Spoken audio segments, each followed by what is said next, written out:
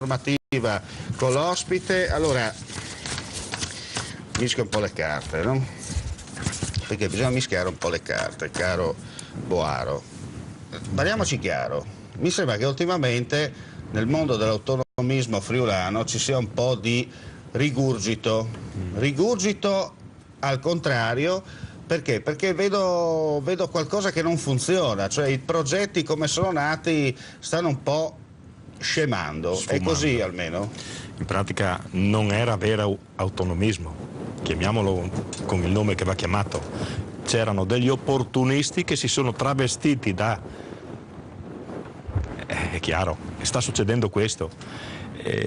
Stanno scappando qualcuno dai partiti, probabilmente adesso che hanno visto che il Movimento 5 Stelle ha perso qualche punto e che riprendono i partiti, torneranno dentro i partiti magari. Sì, sono quegli autonomisti sempre sull'uscio della porta che escono ed entrano quando gli fa comodo. Sono quelli che tirano sulla maglia e mettono su un'altra. Esatto, insomma. Che però sono persone che alla fin fine non fai squadra, non crei un progetto credibile e non vai avanti.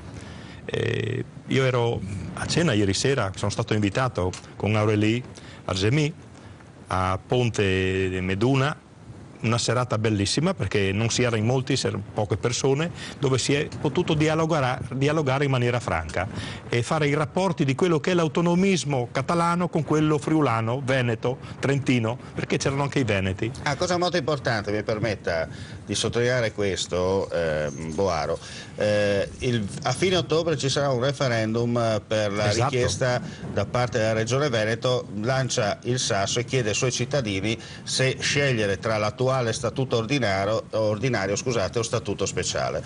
Devo dire la verità, questa è l'unica rete televisiva che lo sta dicendo. Che lo sta dicendo, è vero. Perché in tutta Italia non sanno che a fine ottobre ci sarà questo referendum.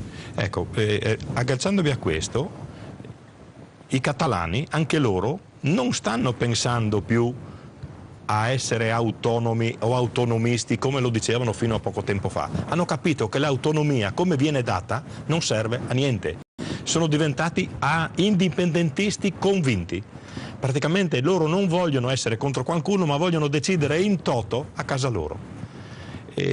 Vengono praticamente boicottati sotto tutti i punti di vista, attraverso le ferrovie che non gliele fanno funzionare, Madrid, parlo della capitale, non gli vengono adeguati gli aeroporti, le zone industriali, la rete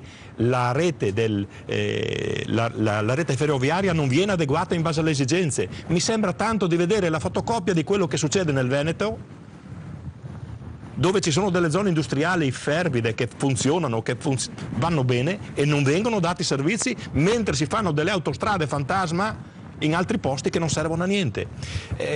Questa è la richiesta di indipendenza. È stato molto chiaro, Aurélie. La loro richiesta di indipendenza non è tanto legata alla lingua, all'identità, perché loro ce l'hanno molto più di noi. Loro sono un popolo di oltre 7 milioni e mezzo di abitanti, quasi 7 milioni e mezzo, non oltre, che significa Veneto, Friuli e Trentino messi assieme per arrivare sì e no a quei numeri. Però sono un popolo coeso. Quando si tratta di andare in piazza, ci sono 100.000 in piazza. Noi ci giriamo dietro, vediamo 10, 20, 100 persone quando va bene. Questa è la differenza sostanziale del sentirsi popolo. E quindi noi parliamo di autonomismo, di indipendentismo, ma siamo convinti di quello che parliamo oppure ci stiamo prendendo in giro?